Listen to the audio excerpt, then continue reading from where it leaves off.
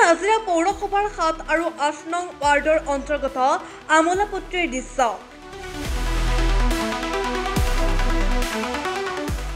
এজাক মুখলধাৰ বৰষুণৰ পাছতে পানীৰে উপচি পৰে নাজিৰা চাৰিআলিৰ পৰা ৩৭ নং ৰাষ্ট্ৰীয় ঘাইপথ ভটিয়াপাৰা বাইপাছ সংযোগী সদ্যব্যস্ত আৰু অতি গুৰুত্বপূৰ্ণ এই পথছোৱা।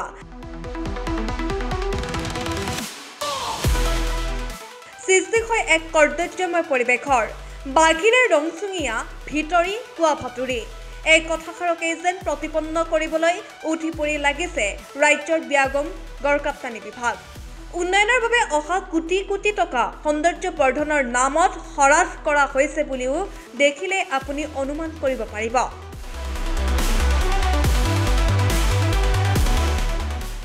বিজ্ঞানসন্মত পৰিকল্পনাৰ অভাৱৰ বাবেই নাজিৰাবাসীৰ লগতে দাঁতি কাষৰীয়া অঞ্চলৰ লোকসকলে জীয়াতু ভুগিবলগীয়া হৈছে। ১ কিলোমিটাৰ পথ উন্নতিৰ বাবে প্ৰায় ১,৭০,০০,০০০ টকাৰো ধাৰ্য কৰাৰ পাছত উন্নয়নৰ এনে নমুনাই চকু কপালত তুলিছে সাধাৰণ জনতাৰ। ফুটপাথৰ ওপৰত টাইলছ লগোৱা হৈছে ঠিকেই, কিন্তু আৱৰ্জনা নিষ্কাশনৰ বাবে নাই মেনহলৰ ব্যৱস্থা।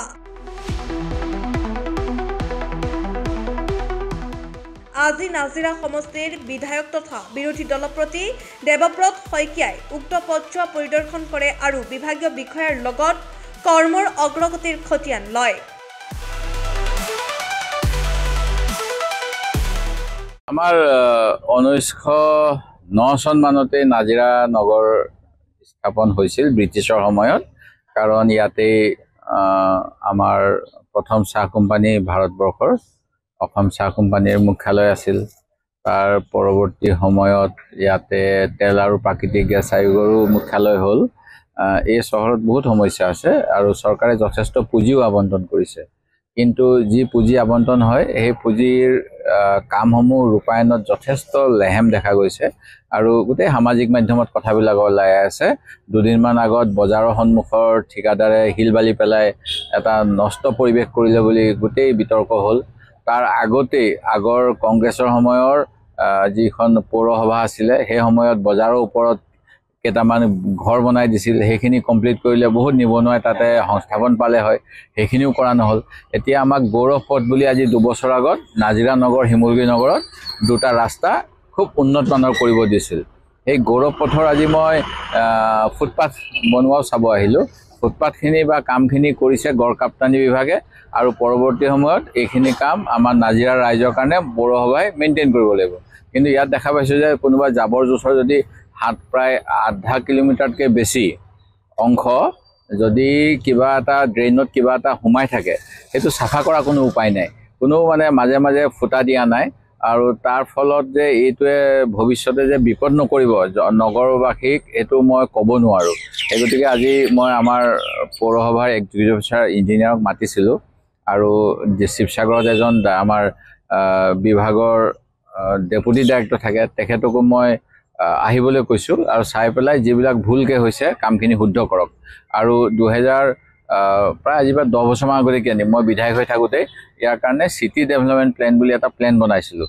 সেই প্লেনখন ফ'ল' নকৰে। সেই প্লেনখন হাতকৈ বনাই দিছিলে ভাৰত চৰকাৰৰ এটা প্ৰতিষ্ঠান, যাতে কোনফালে পানী যাব লাগে, কোনফালে আৱাসিক অঞ্চল হ'ব লাগে, কোনফালে ব্যৱসায়িক অঞ্চল হ'ব লাগে, কিমানখন ইয়াতে খেলপথাৰ লাগে, কিমানটা মুকলি অঞ্চল লাগে, গোটেইখিনি লিখা আছে।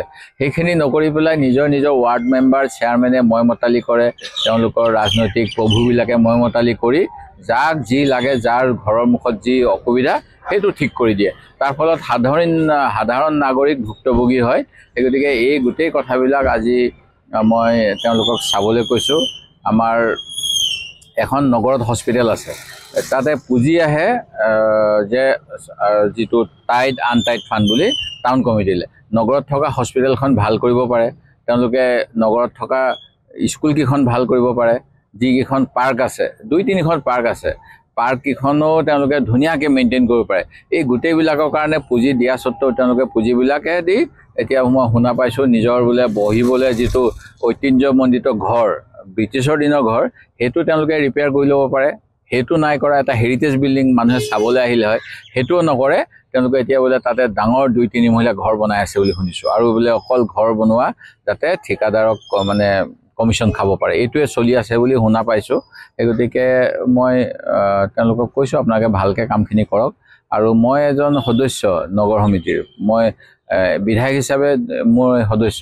তেওঁলোকে যেতিয়াই মিটিং পাতে ইমাৰ্জেঞ্চি মিটিং বুলি কৈ দিয়ে, আৰু 2 দিনৰ ভিতৰত মিটিং পাতি ডিচিশ্যন লৈ লয়, মোক নামাতেই। আনকি তেওঁলোকে গাড়ীও কিনিছে বুলি শুনিছোঁ, গাড়ী কিনিছে চেয়াৰমেনে নিজৰ নামত বুট কৰোঁ, মানে আৰু ইনষ্টলমেণ্ট দি আছে নগৰ সমিতিৰ পৰা। এই এনেকুৱা ধৰণৰ যদি খামখেয়ালি হয়, ৰাইজে তেওঁলোকক ভাল নাপাব। বিজেপি মুৰ্দাবাদ পথলৈ আহিব 2 দিনমান পিছত, মই ভাবোঁ এনেকুৱা হৈ থাকিলে। আৰু এটা কথা আছে, নাজিৰা প্ৰৱেশদ্বাৰতে গোটেই নাজিৰা টাউনৰ জাবৰসমূহ পেলাইছে তাত। কেইবাবাৰো আমি বাতৰি পৰিৱেশন কৰিছোঁ, কিন্তু পৌৰসভাই কোনো গুৰুত্ব দিয়া নাই। এইটো বৰ নাই।